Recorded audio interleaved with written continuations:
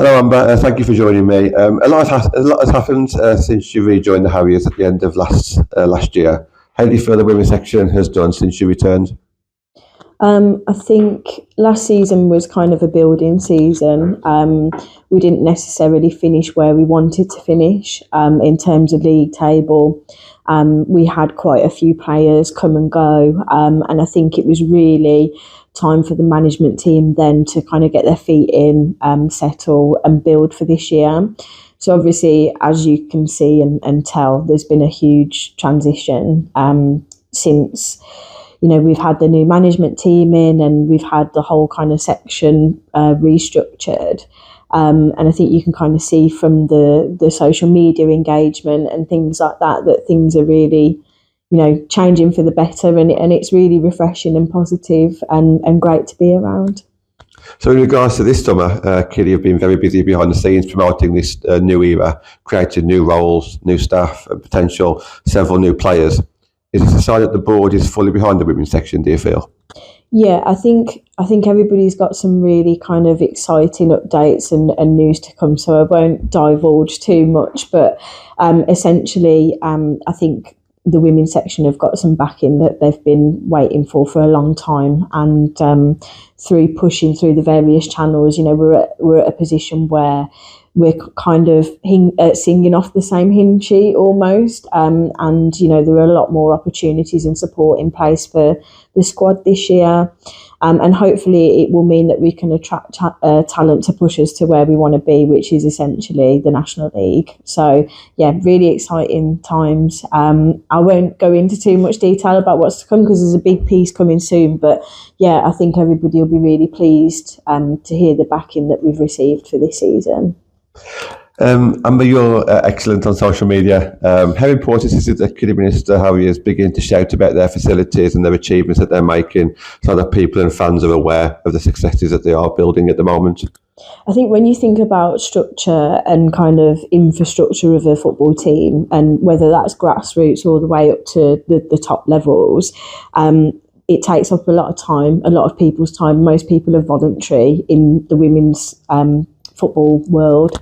And I think having somebody to look after social media is almost a rarity if it's a voluntary role. So, we're very lucky this season to have people in place who can look after that for us, who can, look after the social media channels, do interviews, things like that.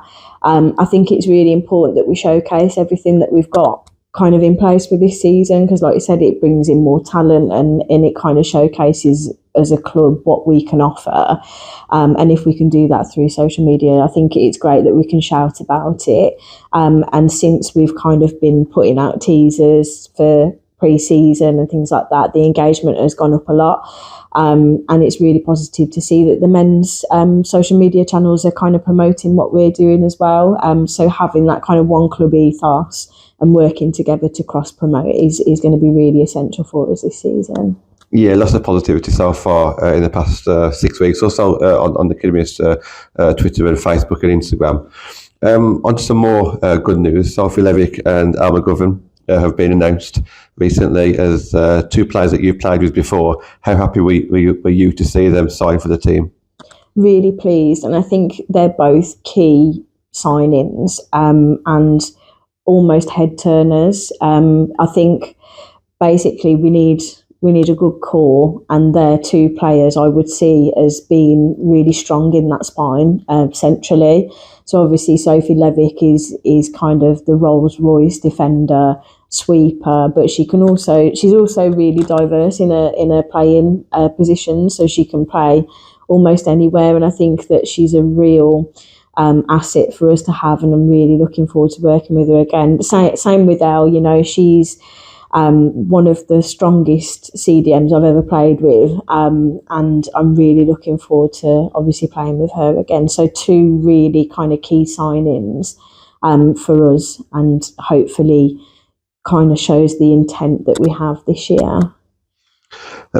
As a club captain, how do you feel the players have done in the trial so far? Is it a group that excites you going forward, going into the new season?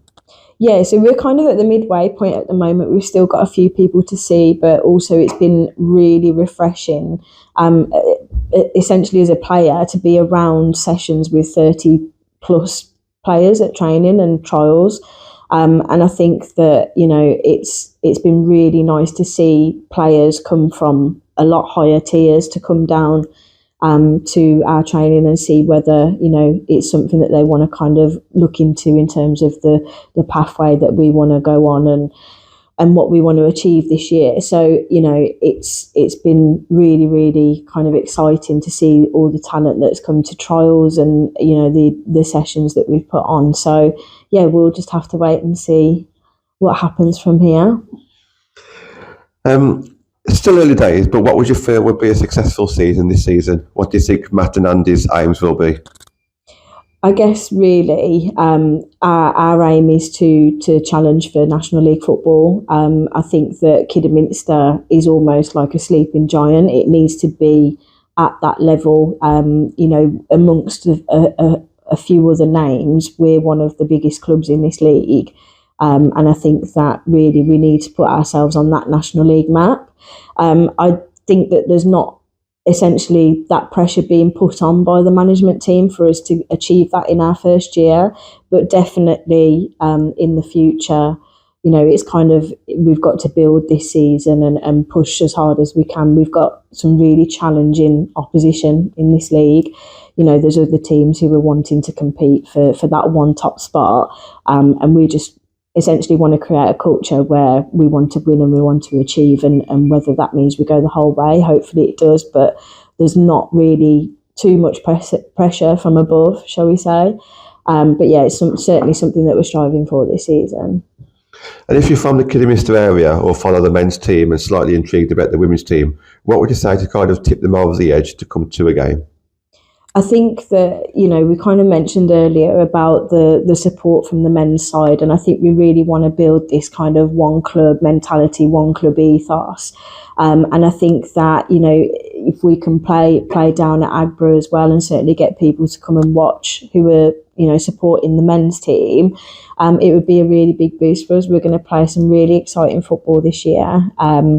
And essentially, we've got great facilities down at Cozy for people to come and watch as well. So, yeah, we'd definitely encourage people to bring their families down on a Sunday afternoon and come and give us a watch.